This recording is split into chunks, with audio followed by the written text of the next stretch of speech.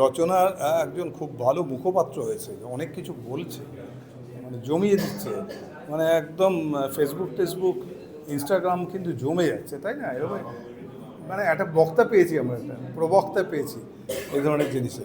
এটা রচনার এটা গুণটা জানা ছিল। এই বিষয়টাকে কিভাবে দেখছো যে ডিমের কিন্তু আসলে শেপটা অসাধারণ। আমি অ্যাডমায়ার, আর ডিমের যে শেপটা, সেই শেপটা অসাধারণ।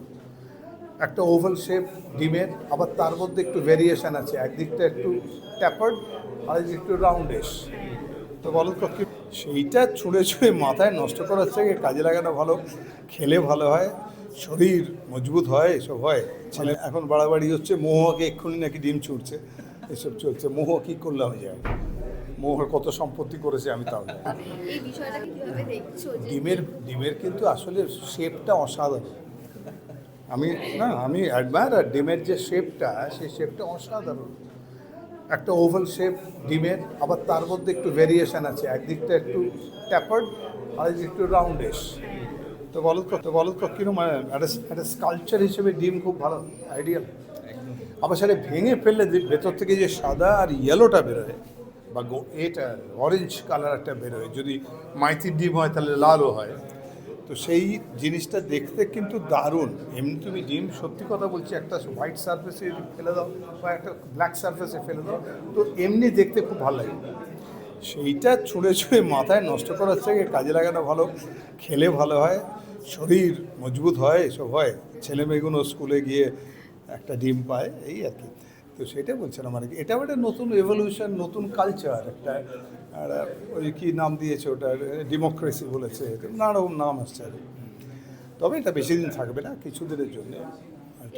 এই সবকিছুর মাঝখানে ক্ষেত্রে শিল্পের উদযাপন বলা যায় এটা ডিম বলে আমি ডিমের প্রচণ্ড ভক্ত, রোজ ডিম খাই। সেখানে আমি ডিমের ডেমোক্রেসিতেও আমি ইন্টারেস্টেড, যে অন্যভাবে ডেমোক্রেসিটা পালন করা। ডিম ডিম না ছোড়াছুড়ি করে আপনার মধ্যে যে স্কাল্পচার বানানো হয় হ্যাঁ গ্যালারির জায়গা নিশ্চয়ই, মানে একটু বাড়াবাড়ি হয়ে যাবে, সব ক্ষেত্রেই হয়। মানে এখন বাড়াবাড়ি হচ্ছে, মহুয়াকে এক্ষুনি নাকি ডিম ছুটছে, এসব চলছে। মহুয়া কী করলাম যায়, মহুয়ার কত সম্পত্তি করেছে আমি তাও জানি। বৌমা মিত্র যেরকম রয়েছে, এরকম সম্প্রতি রচনা বন্দ্যোপাধ্যায়কে নিয়েও একটা বিপুল হ্যাঁ, সে তো ফাটিয়ে দিচ্ছে।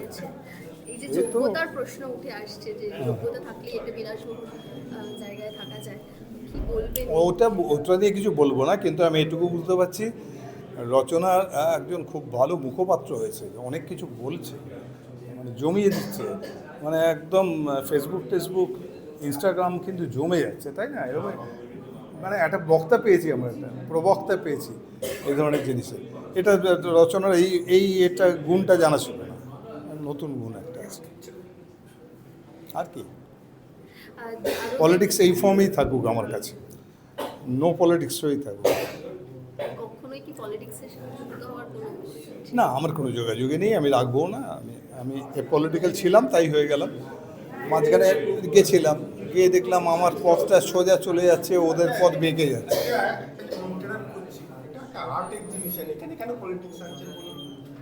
আর যাই হোক, ওটা ছোটো, ওটা আমার কিছু ব্যাপার না, আমি বন্ধ করলেই হয়ে যাবে।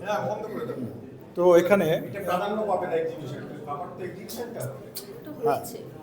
আর সেটা ওই ব্যাপারটা আর কি, মজা করে মানে কমেন্টে রাখাই ভালো।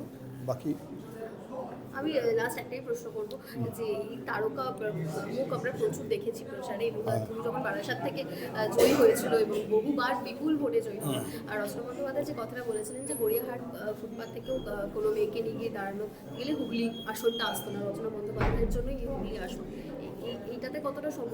এই গুণ আমি বলবো না, এগুলো ছেলে মানুষ, ও অনেক ছোট, ও কি বলছে টলছে, তার রিপারকাশন কী হবে সে ওই বুঝবে, যা হবে সেটা। এটা নিয়ে আমার কোনো কমেন্ট নেই। ঠিক আছে, চলো।